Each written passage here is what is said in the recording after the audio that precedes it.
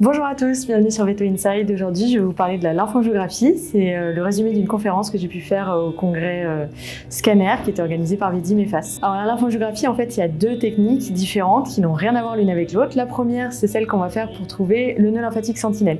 Donc en fait, c'est une technique super simple, super rapide à mettre en place si vous avez un bilan d'extension à faire. Et ça s'applique à toutes les tumeurs qui métastasent par voie lymphatique. Donc par exemple, les mélanomes, les mastocytomes, certains carcinomes.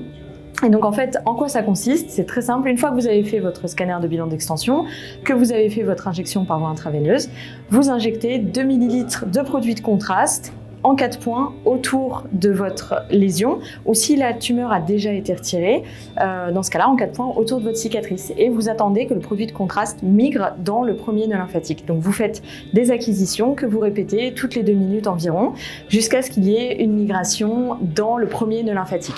Et donc une fois qu'on a identifié ce nœud lymphatique sentinelle, en fait l'intérêt ça va être de faire des prélèvements, donc soit des cytoponctions, soit des biopsies. L'intérêt final, parce qu'on a quand même des faux négatifs sur les cytoponctions, c'est de retirer ce nœud lymphatique sur une intervention chirurgicale et de savoir si ce nœud lymphatique il est métastasé ou pas. C'est une procédure qui est super rapide, qui va vous permettre d'avoir un bilan d'extension qui est complet et éventuellement de changer le traitement de certaines des tumeurs. L'autre lymphangiographie qu'on peut faire au scanner, c'est celle qu'on va faire dans le cadre d'un chylothorax.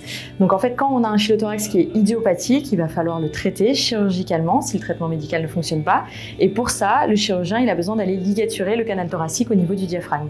Et pour ça, il a besoin de savoir combien il y a de canaux thoraciques parce qu'en fait, il y a une variabilité anatomique à ce niveau-là. Et donc pour ça, vous allez réaliser votre lymphangiographie et donc du coup, vous allez pouvoir déterminer combien il y a de canaux thoraciques en région du diaphragme. Donc vous faites votre scanner classique, c'est-à-dire votre scanner au niveau du thorax, éventuellement au niveau de l'abdomen. Vous faites votre injection par voie intraveineuse et une fois que c'est fini, il y a des articles qui ont déterminé une technique qui est assez pratique où vous injectez dans les coussinets, dans le coussinet principal des membres pelviens, 0,5 ml par kilo de produit de contraste iodé dans chaque coussinet. Donc ça peut faire énorme pour un chien, mais ça se passe très bien. Il y a très peu de complications, voire pas du tout de complications. Ensuite, on attend quelques minutes et puis on va faire des acquisitions au niveau du canal thoracique, donc au niveau de l'abdomen.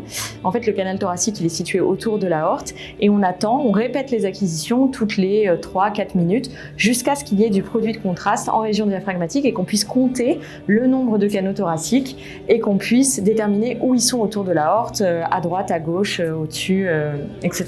Et voilà. Et donc ensuite, vous allez pouvoir dire à votre chirurgien le nombre de canaux thoraciques qu'il y a à ligaturer. Et voilà, ce sont deux procédures qui sont assez rapides, qui n'ont rien à voir avec l'une avec l'autre, mais qui portent le même nom et qui sont très pratiques à faire au quotidien. Merci beaucoup, je vous dis à bientôt sur Veto Inside.